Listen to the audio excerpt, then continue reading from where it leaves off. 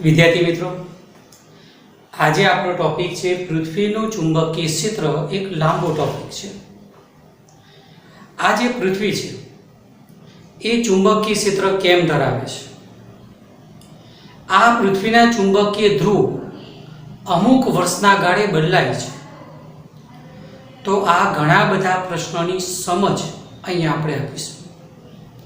આ એક burning topic છે, એટલા માટે કે પૃથ્વી પોતાનું ચુંબકીય ક્ષેત્ર જો ગુમાવી તો પૃથ્વી પર જીવનનું અસ્તિત્વ જોખમાય. એમ કહેવાય છે કે મંગળ પાસે ચુંબકીય ક્ષેત્ર હતું, જીવન હતું.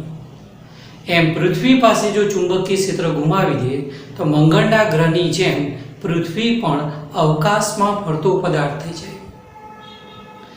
આ પૃથ્વી પર જુદા જુદા સ્થળે ચુંબકીય ક્ષેત્રની તીવ્રતા જુદી જુદી છે. સરેરાશ પૃથ્વીની સપાટી પર 10⁻⁵ ટેસ્લા જેટલું ચુંબકીય ક્ષેત્ર ગણાય છે. હવે આ પૃથ્વી ચુંબકીય ક્ષેત્ર કેમ ધરાવે, તો એની એક વિચારધારા જે વૈજ્ઞાનિકોની છે એ આપણે એપ્લાય કરીએ. કોઈ એક્ઝેક્ટ 100% સાબિત એવું નથી, પણ મોટા ભાગના વૈજ્ઞાનિકો જેમાં માને છે એ વાત આપણે અહીંયા સમજાવીએ છીએ. પહેલા તો સમજાવીએ કે આ પૃથ્વી છે આને અક્ષાંશ કહેવાય. આ જે આડી લીટી છે ને એને અક્ષાંશ કહેવાય. આ વિષુવવૃત્ત, આ વિષુવવૃત્ત 0 અક્ષાંશ.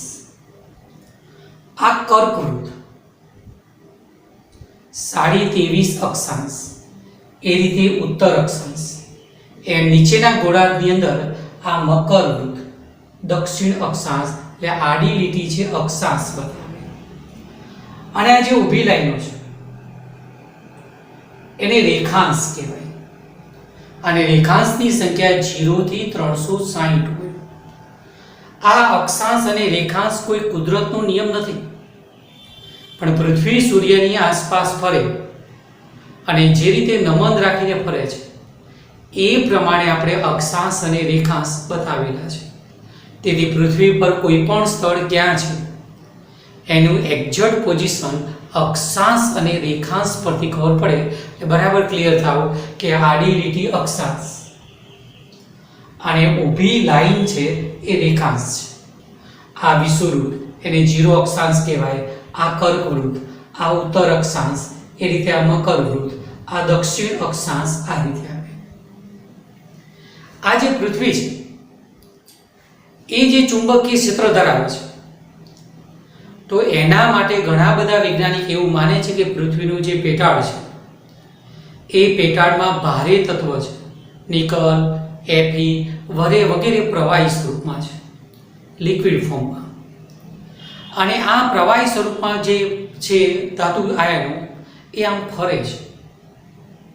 અંદરના ભાગમાં આમ ધાતુ આયન રોટેટ થાય છે અને એના પરિણામે પૃથ્વી ચુંબકીય ક્ષેત્ર ધરાવે છે એવું માનવામાં આવે છે કે પેટાળવાળો ભાગ છે ને ખૂબ ગરમ છે. એટલે આ જે ભારે તત્વો હોય, કેટલાક હલકા તત્વો હોય એ પ્રવાહી સ્વરૂપમાં છે, પીગળેલા સ્વરૂપમાં ધાતુ આયન છે અને એ અંદર ફરે છે. એક પ્રકારની વર્તુળાકાર રિંગ થઈ વિદ્યુત પ્રવાહધારી, અને એના જ પરિણામે પૃથ્વી ચુંબકીય ક્ષેત્ર ધરાવે એવું માનવામાં આવે છે. આ પૃથ્વીના પેટાળમાં આ જે પ્રવાહી ધાતુ પ્રવાહી આયનો છે એના કારણે ચુંબકીય ક્ષેત્ર હોય તો એ પ્રમાણે પૃથ્વીના પેટાળમાં આવા કાલ્પનિક ચુંબકની આપણે કલ્પના કરીએ છીએ. આવું કોઈ ખોદકામ કરીએ તો ચુંબક મળે નહીં, પણ આ રીતે પૃથ્વી ચુંબકીય ક્ષેત્ર ધરાવે તો અંદરના ભાગમાં એક ગજિયા ચુંબકની આપણે કલ્પના કરી છે, કારણ આ પ્રવાહી જે આ ધાતુનો પીગળેલા સ્વરૂપમાં પ્રવાહી છે એ જવાબદાર છે. આ જે છે આ સ્થળ, આને ચુંબકીય અક્ષ કહેવાય, આને ભૌગોલિક અક્ષ કહેવાય. અને આ ભૌગોલિક અક્ષ અને ચુંબકીય અક્ષ વચ્ચેનો ખૂણો 11.3 ડિગ્રીનો છે. આ બંને વચ્ચેનો એંગલ છે ને એ 11.3. જો અહીંયા આપણે વિચારીએ તો આ ખૂણો 11.3.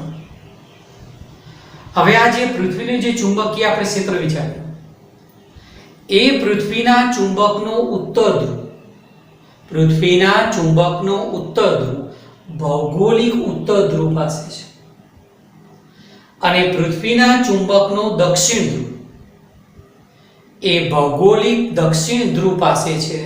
આ ક્યાં છે? દક્ષિણ ધ્રુવ પાસે. આને SM કહેવાય, ચુંબકીય ક્ષેત્રનો દક્ષિણ ધ્રુવ. અને ચુંબકીય ક્ષેત્રનો ઉત્તર ધ્રુવ જે એને NM કહેવાય એ ભૌગોલિક ઉત્તર ધ્રુવ પાસે છે. વાસ્તવમાં કોઈ પણ ચુંબકને આપણે આમ લટકાવો તો આ ઉત્તર ધ્રુવ હોય ચુંબકનો, તો પૃથ્વીના ચુંબકનો ત્યાં દક્ષિણ ધ્રુવ હોય પણ એનાથી ક્રોસ સર્જાય એટલા માટે ભૌગોલિક ઉત્તર ધ્રુવ પાસે પૃથ્વીના ચુંબકનો દક્ષિણ નહીં પણ ઉત્તર ધ્રુવ NM, ભૌગોલિક દક્ષિણ ધ્રુવ પાસે પૃથ્વીના ચુંબકનો ઉત્તર નહીં પણ દક્ષિણ ધ્રુવ SM લીધું છે. એટલે આ ભૌગોલિક ધ્રુવ પરથી આનું નામ NM, આ ભૌગોલિક દક્ષિણ ધ્રુવ પરથી આનું નામ SM આપેલું છે. એટલા માટે ચુંબકીય ક્ષેત્ર રેખાઓ અહીંયાથી બહાર નીકળે છે અને આમ જાય છે, આમ અધોગામી બને છે. એટલે S માંથી બહાર નીકળે SM માંથી અને ક્યાં દાખલ થાય? NM માં. અને એ જ રીતે આખી ચુંબકીય ક્ષેત્ર આપણને આ રીતે મળતું હોય. આ છે ચુંબકીય વિષુવવૃત્ત અને આ છે ચુંબકીય વિષુવવૃત્ત. આ દેખાય છે ને ચુંબકીય વિષુવવૃત્ત અને આ ભૌગોલિક વિષુવવૃત્ત. ભારતનું જે થુંબા પ્રક્ષેપણ કેન્દ્ર છે એ અહીંયા આવેલું છે, ચુંબકીય વિષુવવૃત્ત. એક ડોક્ટર અબ્દુલ કલામ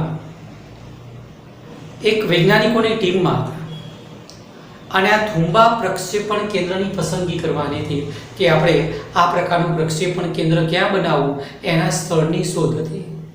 આ બધા વૈજ્ઞાનિકોની ટીમ અહીંયા જાય છે અને આ સ્થળની મુલાકાત લે છે. એમાં અબ્દુલ કલામ પણ હતા. એમને આ સ્થળ ગમે છે કેમ કે ચુંબકીય વિષુવવૃત્ત પર હોય, અહીંયાથી કોઈ રોકેટ પ્રક્ષેપણ કેન્દ્ર કરો તો ગુરુત્વાકર્ષી બળ અચળ રહે. એટલા માટે રોકેટનું ગતિમાન ચલિત ના થાય, ચોક્કસ ભ્રમણ કક્ષામાં સેટેલાઇટ ગોઠવાય. વૈજ્ઞાનિકોને આ સ્થળ ગમે છે, વૈજ્ઞાનિકોને આ સ્થળ ગમે છે અને લાગે છે કે આ સ્થળ દરિયા કિનારે છે અને બધી રીતે યોગ્ય છે. પણ આ સ્થળે એક ચર્ચ હતી. આ બધા વૈજ્ઞાનિકો ચર્ચના પાદરીને મળે છે અને એમ કહે છે કે અમારે અહીંયા વિજ્ઞાનનું એક રોકેટ પ્રક્ષેપણ કેન્દ્ર બનાવવું છે, પણ તમારી ચર્ચ એ વિસ્તારમાં આવી જાય છે, અમારે એને તોડી નાખવી પડશે. આ ચર્ચના પાદરી એમ કહે છે કે લો આ ચાવી, તમે ઈચ્છો જો વિજ્ઞાનનું આવું કોઈ પ્રક્ષેપણ કેન્દ્ર બનતું હોય તો એનાથી વધારે મહત્વની આ ચર્ચ નથી. આજે પણ થુંબા પ્રક્ષેપણ કેન્દ્ર પાસે ચર્ચ છે અને ત્યાં એક મ્યુઝિયમ તરીકે એનો ઉપયોગ થાય છે. તો એ રોકેટ પ્રક્ષેપણ કેન્દ્ર આ થુંબા ત્રિવેન્દ્રમ ખાતે અને ચુંબકીય વિષુવવૃત્ત પર દુનિયાના કોઈ પણ રોકેટ પ્રક્ષેપણ કેન્દ્ર મોટાભાગે અહીંયા આવે છે. કે આ રોકેટ થુંબા છે, એમ ફ્રેન્ચ ગુયાના, મોસ્કો, એમ અમેરિકામાં નાસા, તો આ બધા જ રોકેટ પ્રક્ષેપણ કેન્દ્ર હંમેશા ચુંબકીય વિષુવવૃત્ત પર આ રીતે આવેલા છે. બધા સ્તર ઉપર હોય છે. પૃથ્વીનું જે ચુંબકીય ક્ષેત્ર છે આ ભાગમાં સૌથી પ્રબળ છે, અહીંયા ને અહીંયા. આ વિસ્તાર એક્ઝેક્ટ ક્યાં આવ્યો છે તો તમે જોઈ શકો છો, આ ઉત્તર અક્ષાંશ કહેવાય. તો 79.74 નોર્થ ઉત્તર અક્ષાંશ, 79.74 નોર્થ ઉત્તર અક્ષાંશ અને 71.8 રેખાંશ પર આ રેખાંશ કહેવાય. એટલે આ શું કહેવાય? આ ઉત્તર અક્ષાંશ 79.74 અને આ નંબરની રેખાંશ પર. અને આ સ્થળ એક્ઝેક્ટ અત્યારે ઉત્તર કેનેડાની અંદર કોઈ સ્થાને છે. આ બંને વચ્ચેનું અંતર 2000 કિલોમીટર છે અને ધીમે ધીમે આ ડિસ્ટન્સ વધતું જાય છે અને પૃથ્વી પોતાનું ચુંબકીય ક્ષેત્ર ધીમે ધીમે ગુમાવતી જાય છે. અને જો પૃથ્વી ચુંબકીય ક્ષેત્ર ગુમાવી દે તો ઘણા બધા પ્રશ્નો થાય અને એટલા જ માટે વૈજ્ઞાનિકોની ટીમ આ પૃથ્વીનું અર્થ મેગ્નેટિક ફિલ્ડ અંગેની ચર્ચા વર્ષની અંદર એક દિવસ ભેગા થઈ અને લાંબી ચર્ચા કરતા હોય છે. અહીંયા અરોરા બેરિયસિસ જેવી ઘટના બને, સૂર્યનો પ્રકાશ પડે, વાતાવરણ સાથે અથડાય, નાઇટ્રોજન અને એના વાયુ હોય, એમાં ઇલેક્ટ્રોનની સંક્રાંતિ થાય અને ઉર્જા ઉત્પન્ન થાય. એ ઉર્જાની તરંગ લંબાઈ દ્રશ્ય વિભાગમાં હોય, તેથી આ ભાગમાં પ્રકાશના પડદા રચાય. અલાસ્કા, નોર્થ કેનેડા, આર્કટિક વિસ્તાર, ત્યાં બધી જગ્યાએ અરોરા બેરિયસિસ, નોર્ધન લાઇટ જેવી ઘટના બનતી હોય છે. એમ આ જે સ્થળ છે આ શું છે? દક્ષિણ અક્ષાંશ. તો આ સ્થળ દક્ષિણ અક્ષાંશ પર 79.74 દક્ષિણ અક્ષાંશ પર છે અને આ રેખાંશ પર તો 106.22 ઈસ્ટ આ પૂર્વ કહેવાય, આ વેસ્ટ કહેવાય. એટલે અહીંયા જે રેખાંશ હોય ત્યાં વેસ્ટ શબ્દ વાપર્યો હોય, અહીંયા રેખાંશ હોય એના માટે ઈસ્ટ શબ્દ વાપર્યો હોય. તો 106.22 ઈસ્ટ રેખાંશ પર આ સ્થળ આવેલું છે. આ સ્થળ ક્યાં છે? તો આર્કટિક વિસ્તારમાં છે. ન્યુઝીલેન્ડ, ઓસ્ટ્રેલિયા, ન્યુઝીલેન્ડ, આર્કટિક, ત્યાં આ સાઉથ પોલ ચુંબકીય આ સ્થળ અહીંયા આવેલું છે. આ પૃથ્વીના પેટાળમાં કાલ્પનિક ગજ્જુ ચુંબક, એનું ચુંબકીય ક્ષેત્ર રેખા S થી નીકળીને N તરફ આમ જાય અને આ પ્રમાણે પૃથ્વીનું ચુંબકીય ક્ષેત્ર ધરાવે છે. આ જે પૃથ્વીનું ચુંબકીય ક્ષેત્ર છે એના જે આ ધ્રુવ છે, કેટલાક વર્ષો બાદ આ N ધ્રુવ અહીંયા આવી જાય છે અને S ધ્રુવ અહીંયા આવે છે. અત્યારે વૈજ્ઞાનિક એવું માને છે કે ધ્રુવ બદલવાની પ્રક્રિયા હવે શરૂ થઈ ગઈ છે. એટલે કદાચ ભવિષ્યમાં બને કે જે મેગ્નેટ આમ ગોઠવાતો હતો એ કદાચ વર્ષો પછી એ મેગ્નેટ આમ પણ ગોઠવાય. એટલે આ જે ચુંબકીય ધ્રુવ છે ઉલટાય છે. કેમ ઉલટાય છે? તો એ પ્રશ્નનો જવાબ આજે પણ નથી. પણ તમને પ્રશ્ન થાય કે કેવી રીતે ખબર પડે કે આ ધ્રુવ ઉલટાય છે? તો જમીનમાંથી જે મેગ્મા બહાર આવે, વર્ષો પહેલા જે મેગ્મા બહાર આવ્યો એ પૃથ્વીની સપાટી પર ઠરી જાય, જેને બેલસાટ કહેવાય, જેમાં Fe ના આયનો હોય અને આ Fe ના આયનો પૃથ્વીના ચુંબકીય ક્ષેત્ર પ્રમાણે ગોઠવાય. તો સદીઓ પહેલા જે મેગ્મા બહાર આવ્યો એના બેલસાટમાં Fe ના આયનો આમ ગોઠવાયેલા છે. ત્યારબાદ કેટલાય વર્ષો પહેલા જે મેગ્મા બહાર આવ્યો હોય એમાં Fe ના આયનો વિરુદ્ધ દિશામાં છે.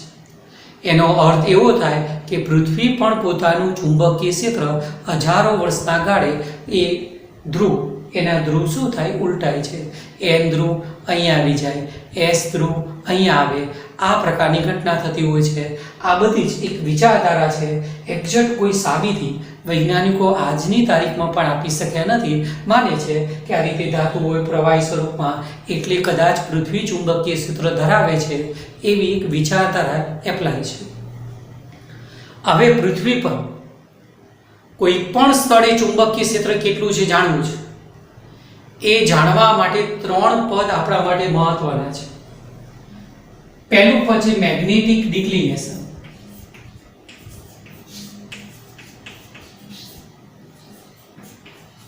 Magnetic declination. બીજું પદ છે નમન કોણ.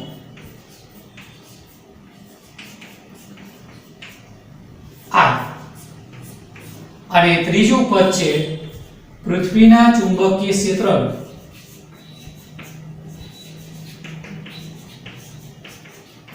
સમક્ષિતિજ ઘટક અને ઉદ્ભવ ઘટક. જો આટલી બાબતો આપણને ખબર હોય તો આપણે કોઈ પણ સ્થળે પૃથ્વીનું ચુંબકીય ક્ષેત્ર કેટલું છે એ જાણી શકીએ. એટલે આને પ્રાચલ કહેવાય. એટલે કોઈ પણ સ્થળે ચુંબકીય ક્ષેત્ર જાણવા માટેની આ ચલ રાશિ, આ 3 ચલ રાશિ છે એના પરથી પૃથ્વીનું ચુંબકીય ક્ષેત્ર કેટલું આપણે કોઈ પણ સ્થળે જાણી શકીએ છીએ. પ્રથમ પ્રાચલ છે મેગ્નેટિક ડિક્લિનેશન. આ મેગ્નેટિક ડિક્લિનેશન શું છે એ આપણે સમજીએ. એની સંજ્ઞા કેપિટલ ડી. આ ડિક્લિનેશન છે એનું ગુજરાતી થાય દિક્પાત કોણ.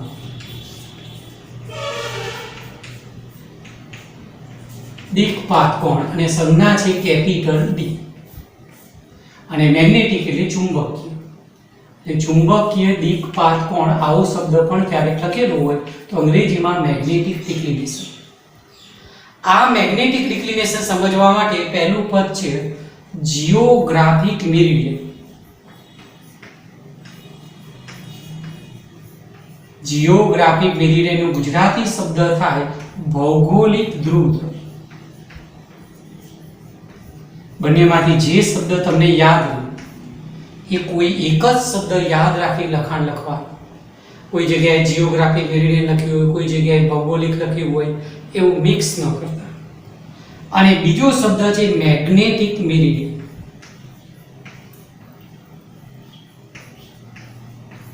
આ અંગ્રેજી શબ્દ છે અને ગુજરાતી શબ્દ છે ચુંબકીય ધ્રુવ.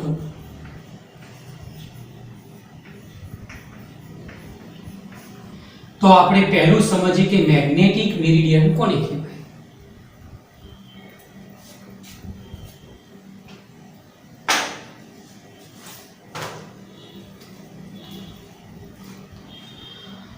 આ છે ભૌગોલિક ઉત્તર ધ્રુવ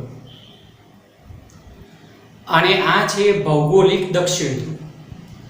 ભૌગોલિક ઉત્તર ધ્રુવ, ભૌગોલિક દક્ષિણ ધ્રુવ, ભૌગોલિક ઉત્તર ધ્રુવ અને આ ભૌગોલિક દક્ષિણ ધ્રુવ.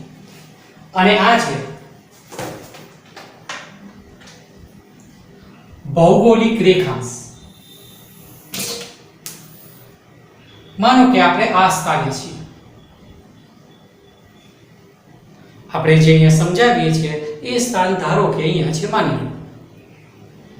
તો આ જે ભૌગોલિક રેખાંશમાંથી પસાર થતું સમતલ વિચારીએ અને પૃથ્વીની સપાટીને લંબ વિચારીએ. ભૌગોલિક રેખાંશમાંથી પસાર થતું સમતલ અને પૃથ્વીની સપાટીને લંબ વિચારીએ. આ જે સમતલ છે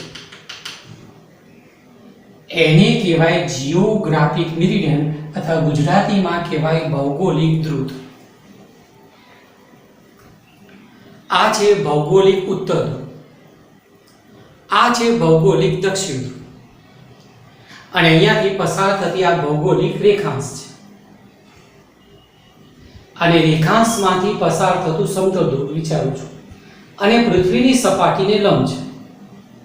તો મેં આ જે સમતલ બનાવ્યું, આ બાજુ ભૌગોલિક ઉત્તર ધ્રુવની દિશા, આ બાજુ ભૌગોલિક દક્ષિણ ધ્રુવ અને પૃથ્વીની સપાટીને લંબ અને રેખાંશમાંથી પસાર થતું સમતલ અને સપાટીને લંબ. આ જે સમતલ છે એ સમતલને શું કહેવાય? Geographic meridian. ગુજરાતીમાં થાય ભૌગોલિક ધ્રુવતલ. આ ભૌગોલિક ધ્રુવતલ એક સમતલ રેખાંશમાંથી પસાર થતું આ રીતે. હવે આપણે કોઈ ચુંબકીય સોયનો પ્રયોગ કરીએ તો ચુંબકીય સોય હંમેશા આ પ્રમાણે ગોઠવાશે, ચુંબકીય ધ્રુવ પ્રમાણે. માનો કે મેં આ ચુંબકીય સોય ગોઠવી દીધી તો ભલે આ ભૌગોલિક ઉત્તર દક્ષિણ હતા પણ આ સોય આમ ગોઠવાય, એક્ઝેક્ટ આમ નહીં પણ આમ ગોઠવાય. અને આ સોય જે સમતલમાં ગોઠવાય એ સમતલને કહેવાય મેગ્નેટિક મેરિડિયન. ધારો કે મારે આ સ્થળે છું અને અહીંયાથી પસાર થતી આવી કાલ્પનિક રેખા દોરું છું અને આ કાલ્પનિક રેખામાંથી પસાર થતું સમતલ વિચારું છું જે પૃથ્વીની સપાટીને કેવું લંબ છે. તો આ જે સમતલ છે જે કાલ્પનિક રેખાને લંબ, પૃથ્વીની સપાટીને લંબ અને મેં આ સમતલ બનાવ્યું. જે સમતલમાં ચુંબકીય સોય ગોઠવાય એ સમતલ, આ સમતલને શું કહેવાય? મેગ્નેટિક મેરિડિયન કહેવાય. ધારો કે આ ભૌગોલિક ઉત્તર હતું, ભૌગોલિક દક્ષિણ હતું, આ ચુંબકીય ઉત્તર અને આ બાજુ ચુંબકીય દક્ષિણ અને આ રીતે ગોઠવાય છે અને આ ચુંબકીય સોય છે. તો ચુંબકીય સોય આ સમતલમાં ગોઠવાય. તો આ જે સમતલ છે આ સમતલને શું કહેવાય? મેગ્નેટિક મેરિડિયન કહેવાય. પેલું જે સમતલ હતું એને શું કહેવાય? Geographic meridian. આ જે સમતલ હતું એ સમતલને શું કહેવાય? Geographic meridian. અને ચુંબકીય સોય આ સમતલમાં ગોઠવાય. આ સમતલને શું કહેવાય? મેગ્નેટિક મેરિડિયન કહેવાય. આ જિયોગ્રાફિક મેરિડિયન. ભૌગોલિક ઉત્તર, ભૌગોલિક દક્ષિણ અને ચુંબકીય સોય આ સમતલમાં ગોઠવાય તો આ સમતલને શું કહેવાય? Magnetic meridian. અને આ બે સમતલ વચ્ચેનો જે ખૂણો છે ને એ આ સ્થળનું ડિક્લિનેશન કેપિટલ ડી કહેવાય. આ સ્થળ બદલાય ને તો ડિક્લિનેશન એંગલ ડી પણ બદલાય. બોમ્બે, દિલ્હી એનો ડિક્લિનેશન એંગલ ડી અલગ અલગ છે. ફરીથી સમજી લો. આ ભૌગોલિક ઉત્તર ધ્રુવ, આ ભૌગોલિક દક્ષિણ ધ્રુવ, રેખાંશમાંથી પસાર થતું સમતલ પૃથ્વીની સપાટીને લંબ, આની કહેવાય ભૌગોલિક ધ્રુવ. ચુંબકીય સોય આ સમતલમાં ગોઠવાય અને ચુંબકીય સોય હંમેશા ચુંબકીય ધ્રુવ પ્રમાણે ગોઠવાય. તો આ જે સમતલ છે આ સમતલને શું કહેવાય? મેગ્નેટિક મેરિડિયન કહેવાય. અને આ બે સમતલ વચ્ચેનો કોણ, આ સમતલ વચ્ચેના કોણને શું કહેવાય? આ સ્થળનો ડિક્લિનેશન કેપિટલ ડી. આ કયું સમતલ? Geographic meridian. આ કયું સમતલ?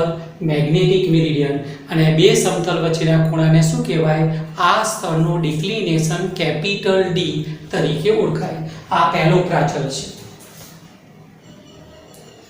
પૃથ્વીનું ચુંબકીય ક્ષેત્ર જાણવા માટેનો બીજો પ્રાચલ છે નમન કોણ. એને અંગ્રેજીમાં ડીપ એંગલ કહેવાય. આઈ સંજ્ઞા અથવા નતિ કોણ શબ્દ વાપરે તો પણ સમજવાનું ડીપ એંગલ આઈ. તો આ ડીપ એંગલ શું છે સમજીએ આપણે. તો હંમેશા તમે જાણો છો કે કોઈ દોરી વડે ચુંબક લટકાવીએ અથવા ચુંબકીય સોય લટકાવીએ મુક્ત રીતે, તો આ સોય કયા સમતલમાં આવે? મેગ્નેટિક મેરિડિયનમાં. તો આ ચુંબકીય સોય મેગ્નેટિક મેરિડિયનના સમસ્થિતિ સાથે જે ખૂણો બનાવે, આ ચુંબકીય સોય હંમેશા ચુંબકીય સોય કેવી રીતે ગોઠવાય? જો આ ક્ષેત્ર રેખા છે ને એને સ્પર્શક રીતે ગોઠવાય. આમ સ્પર્શક બનાવીને તો સ્પર્શક પ્રમાણે ગોઠવાય. તમે જાણો છો કે ક્ષેત્ર રેખાની લાક્ષણિકતા જે રીતે હતી, સ્પર્શક તે બિંદુ પાસે બી સદિશની દિશા બતાવે, આમ ગોઠવાય. કોઈ પણ સ્થળે ક્ષેત્ર રેખા જેમ હોય એ રીતે સ્પર્શક પ્રમાણે ગોઠવાય. તો આ ચુંબકીય સોય મેગ્નેટિક મેરિડિયનમાં મેગ્નેટિક મેરિડિયનના સમસ્થિતિ સાથે જે ખૂણો બનાવે એ ખૂણાને તે સ્થળનો ડીપ એંગલ આઈ કહેવાય. મેગ્નેટિક મેરિડિયનમાં મેગ્નેટિક મેરિડિયનના સમસ્થિતિ સાથે જે ખૂણો બનાવે એને કહેવાય ડીપ એંગલ આઈ તરીકે ઓળખાય. ધારો કે આપણું આ મેગ્નેટિક મેરિડિયન હતું. આ ચુંબકીય સોય મુક્ત રીતે લટકાવી. માનો કે આપણે કર્કવૃત્ત ઉપર રહીએ છીએ તો ક્ષેત્ર રેખા છે નમેલી હોય, એ પ્રમાણે મેં આમ નમેલી બતાવી છે. આ છે મેગ્નેટિક મેરિડિયનનું સમસ્થિતિ છે.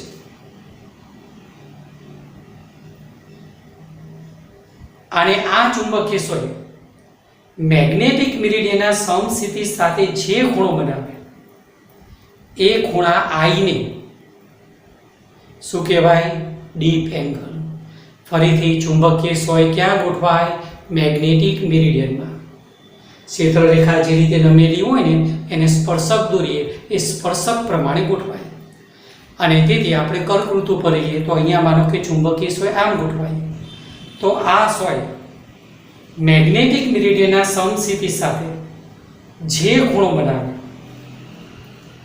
આ ખૂણા આઈને ડીપ એંગલ આઈ તરીકે ઓળખાય. નતિ કોણ, નમન કોણ શબ્દ વપરાય મેગ્નેટિક મેરિડિયન. આ ચુંબકીય સોય સમસ્થિતિ સાથે બનાવેલો ખૂણો ડીપ એંગલ આઈ કહેવાય. ધારો કે આપણે આ સ્થાને હોઈએ ચુંબકીય વિષુવવૃત્ત, તો ક્ષેત્ર રેખા એક્ઝેક્ટ સપાટીને સમાંતર છે. તો ત્યાં ચુંબકીય સોય હંમેશા આમ જ ગોઠવાય, એક્ઝેક્ટ સપાટીને સમાંતર ગોઠવાઈ જાય. તો તમે સમજી શકો છો કે સમસ્થિતિ સાથે બનાવેલો ખૂણો કેટલો? તો મેગ્નેટિક મેરિડિયનમાં આ સોય ગોઠવાય સમસ્થિતિ. તો સમસ્થિતિ સાથે બનાવેલો ખૂણો કેટલો? 0. તેથી આ સ્થાને ચુંબકીય વિષુવવૃત્ત પર ડીપ એંગલ I બરાબર 0. ચુંબકીય વિષુવવૃત્ત પર ડીપ એંગલની કિંમત હંમેશા 0 થાય. કોઈ જગ્યાએ SQ આવે તો હંમેશા યાદ રાખવાનું ભૌગોલિક વિષુવવૃત્ત નહીં, ચુંબકીય વિષુવવૃત્ત પર ડીપ એંગલની કિંમત કેવી? 0. કેમ કે સ્પર્શક એ આને સમાંતર જ હોય, તેથી ચુંબકીય સ્વય એક્ઝેક્ટ આમ જ ગોઠવાય. તેથી સમસ્થિતિ સાથેનો ખૂણો 0 થાય, I બરાબર 0. આ સ્થાન ક્ષેત્ર રેખા અધોગામી છે, તેથી જો આપણે આ સ્થાને હોઈએ તો ચુંબકીય સ્વય આમ ગોઠવાય, આમ. તેથી મેગ્નેટિક મેરિડિયનના સમસ્થિતિ સાથેનો ખૂણો કેટલાનો થાય? 90 ડિગ્રી થાય. તેથી આ ચુંબકીય ધ્રુવ પર ડીપ એંગલની કિંમત I બરાબર 90 ડિગ્રી. ચુંબકીય ધ્રુવ પર ડીપ એંગલ I બરાબર 90 ડિગ્રી. આ રીતે વિચારવાનું π/2. એટલા માટે કોઈ વ્યક્તિ નોર્થ પોલ પર જાય, સાઉથ પોલ પર જાય તો એની પાસે ચુંબકીય કંપાસ બોક્સ હોય અને એ ચુંબકીય કંપાસ બોક્સમાં નમન કોણ I એની કેલ્ક્યુલેશન કરે અને એના પર તેને ખબર પડે કે એક્ઝેક્ટ નોર્થ પોલ ક્યાં આવ્યું છે, કે ચુંબકીય પોલ ક્યાં છે. તો આ પ્રકારની ગણતરી કરી અને નોર્થ પોલ, પૃથ્વીનું સાઉથ પોલ, એ બધાનું કેલ્ક્યુલેશન આ બધા પદ પરથી થતું હોય છે.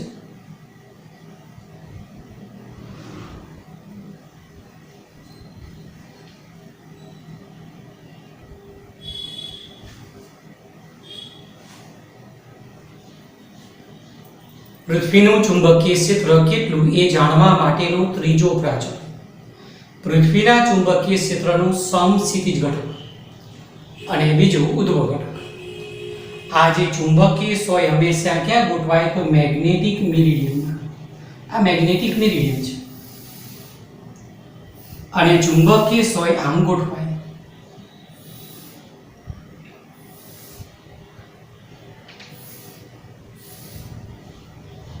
તો પૃથ્વીનું ચુંબકીય ક્ષેત્ર B આ દિશામાં. આ ચુંબકીય ક્ષેત્રના બે ઘટક મળે, આને સમસ્થિતિજ ઘટક કહેવાય He, આને ઉદ્ભવ ઘટક કહેવાય Ze, અને આ જે ખૂણો છે ને એને I કહેવાય. I એટલે ડીપ એંગલ તરીકે ઓળખાય. અને આ સમતલ જે બતાવ્યું ને એ કયું સમતલ? Magnetic meridian. અને આ રીતે આપણે બીજું સમતલ વિચારીએ ને એ કયું સમતલ થાય? Geographic meridian. અને આ બે સમતલ વચ્ચેનો જે કોણ છે એને કેપિટલ D કહેવાય, ડિક્લિનેશન. ચુંબકીય સ્વય આમ ગોઠવાય. આ B સદિશના બે ઘટકો, એક હોરિઝોન્ટલ કમ્પોનન્ટ, હોરિઝોન્ટલ એટલે સમસ્થિતિ છે, એક વર્ટિકલ એટલે ઉદ્ભવ ઘટક, આ He અને Ze. આ ઉદ્ભવ ઘટક કહેવાય અને આ સમસ્થિતિજ ઘટક તરીકે ઓળખાય. અને આ એંગલ I, આ I છે. ધારો કે આપણે આ આકૃતિ જોઈએ ને તો આ રીતે સ્વય ગોઠવાય છે. તો B સદિશ આ સ્થળે B સદિશ આમ પૃથ્વીનું ચુંબકીય ક્ષેત્ર, એનો આ દિશાનો ઘટક આ He સમસ્થિતિજ ઘટક અને આ દિશાનો ઘટક Ze ઉદ્ભવ ઘટક. માનો કે તમને કોઈ પ્રશ્ન પૂછે કે અહીંયા સમસ્થિતિજ ઘટક કેટલું, કયા જગ્યાએ ચુંબકીય વિષુવવૃત્ત પર, તો સમસ્થિતિજ ઘટક કેટલો થાય? તો તરત કહીએ કે He બરાબર પૃથ્વીનું ચુંબકીય ક્ષેત્ર B થાય. કેમ કે સમસ્થિતિજ, જ્યારે અહીંયા ઉદ્ભવ ઘટક 0. એ ચુંબકીય વિષુવવૃત્ત પર પૃથ્વીના ચુંબકીય ક્ષેત્રનો ઉદ્ભવ ઘટક 0, ફક્ત સમસ્થિતિજ ઘટક મળે. એક સિમ્પલ વસ્તુ છે, કોઈ સદિશ x અક્ષ ઉપર હોય તો એની y દિશાની અસરકારકતા કેટલી? 0. એમાં સમસ્થિતિ છે સપાટીને, તેથી એનો ઉદ્ભવ ઘટક કેટલો થાય? 0. ઉદ્ભવ ઘટક 0 ક્યાં થાય? ચુંબકીય વિષુવવૃત્ત પર. જ્યારે ચુંબકીય ધ્રુવ પર શું થાય? તો સ્વય આમ ગોઠવાય છે, તેથી અહીંયા સમસ્થિતિજ ઘટક 0 થાય. ચુંબકીય ધ્રુવ પર સમસ્થિતિજ ઘટક 0, ઉદ્ભવ ઘટક એની કિંમત પૃથ્વીના ચુંબકીય ક્ષેત્ર જેટલી. એટલે ક્યારેક તમને આ રીતે પ્રશ્ન પૂછે કે જે સ્થાને પૃથ્વીના ચુંબકીય ક્ષેત્રનો સમસ્થિતિજ ઘટક 0 હોય તે સ્થાને ડીપ એંગલ ખાલી જગ્યા. હવે આપણે તરત વિચારીએ કે સમસ્થિતિજ ઘટક 0 ક્યાં છે? ચુંબકીય ધ્રુવ પર. ત્યાં ડીપ એંગલ કેટલો? 90 ડિગ્રી. જે સ્થાને પૃથ્વીના ચુંબકીય ક્ષેત્રનો ઉદ્ભવ ઘટક 0 છે તે સ્થાન ખાલી જગ્યા અને ડીપ એંગલ ખાલી જગ્યા. ઉદ્ભવ ઘટક 0 ક્યાં? ચુંબકીય વિસ્તૃત પર. તેથી સ્થાન કયું? ચુંબકીય વિસ્તૃત. અને ડીપ એંગલ કેટલો? I બરાબર 0. એટલે હંમેશા યાદ રાખવાનું, અહીંયા સમસ્થિતિજ ઘટક 0, અહીંયા ઉદ્ભવ ઘટક 0, અહીંયા ડીપ એંગલ 90 ડિગ્રી, અહીંયા ડીપ એંગલ કેટલો? તો કે 0. આ પ્રમાણે ક્ષેત્રરેખાની જે રીતે નમે ને એમ સ્પર્શક એ રીતે ચુંબકીય સોય ગોઠવાય. આપણે આ સ્થાને છે તેથી ક્ષેત્રરેખા સહેજ આમ નમેલી અને એ રીતે ડીપ એંગલની કિંમત આવતી હોય. આ મેગ્નેટિક મેરિડિયન, આ જીઓગ્રાફિક મેરિડિયન, બે સમતલ વચ્ચેનો કોણ ડિક્લિનેશન, આ ચુંબકીય સોય સમસ્થિતિ સાથે બનાવેલો ખૂણો I, આ B સદિશ, એના બે ઘટકો સમસ્થિતિજ અને ઉદ્ભવ ઘટક. આ પૃથ્વીનું ચુંબકીય ક્ષેત્ર B સદિશ, સમસ્થિતિજ ઘટક He બરાબર લખાય BE cos I. કોઈ નવી વાત નથી. cos I બરાબર પાસેની બાજુ HE ભાગ્યા કર્ણ BE. તો HE ને સૂત્ર કરતા બનાવો તો BE cos, અને આ BE નો આ બાજુનો ઘટક, જે બાજુ ખૂણો હોય એ બાજુ કયો ઘટક આવે? cos. જે બાજુ ખૂણો ન હોય એ બાજુ sin ઘટક, આ ઉદ્ભવ ઘટક ZE બરાબર BE sin I. હવે આ બંને સૂત્રનો ગુણોત્તર ZE upon HE બરાબર શું થશે? તો BE ઉડી જાય. sin upon cos, sin upon cos થયા ને, sin I upon cos I. તમે સમજી શકો sin upon cos બરાબર શું થાય? tan થાય. તો tan I બરાબર ઉદ્ભવ ઘટક upon સમસ્થિતિજ ઘટક. તમને એમ પણ પૂછે કે પૃથ્વી પર જે સ્થળે ઉદ્ભવ ઘટક અને સમસ્થિતિજ ઘટક સમાન હોય તે સ્થાને ડીપ એંગલ ખાલી જગ્યા. તમને શું કીધું? ZE અને HE સરખા હોય ત્યારે I ખાલી જગ્યા. ચલો આ બંને કિંમત સરખી હોય તો ઉડી જાય એટલે 1 થાય. તો tan I બરાબર 1. બોલો tan ની કઈ કિંમત માટે 1 થાય? તો I બરાબર શું થાય? 45 થાય. π/4 રેડિયન થાય. એટલે આ પ્રમાણે ઘણા પ્રશ્ન બનાવી શકે. તો આ ઉદ્ભવ ઘટક, આ સમસ્થિતિજ ઘટક, આ tan I. અહીંયા આકૃતિમાં જો આ કર્ણ છે, આ એક બાજુ છે, આ બીજી બાજુ છે. તો પાયથાગોરસના પ્રમેય અનુસાર કર્ણ BE બરાબર લખાય વર્ગમૂળમાં HE નો વર્ગ સમસ્થિતિજ ઘટકનો વર્ગ વત્તા ઉદ્ભવ ઘટકનો વર્ગ. આ રીતે લખાય. હવે આ સૂત્રમાં તમે કિંમત મૂકો ને તો કોઈ પણ સ્થળે ચુંબકીય ક્ષેત્ર પૃથ્વીનું કેટલું છે એ મળી જાય. આ I છે ને ડીપ સર્કલ નામના સાધનથી I શોધી શકાય. ડીપ સર્કલ નામનું સાધન હોય એનાથી ડીપ એંગલ I કોઈ પણ સ્થળે મળે. અને આ જે પદ છે એ આવર્તન મેગ્નેટોમીટર અથવા દોલન મેગ્નેટોમીટર નામના સાધનથી પૃથ્વીના ચુંબકીય ક્ષેત્રનો સમસ્થિતિજ ઘટક મળે, He મળે. હવે આ કિંમત અહીંયા મૂકી દો તો ZE મળે. ZE અને HE ની કિંમત આ સૂત્રમાં મૂકી દો તો આ સ્થળે પૃથ્વીનું ચુંબકીય ક્ષેત્ર કેટલું છે એ આપણે જાણી શકીએ.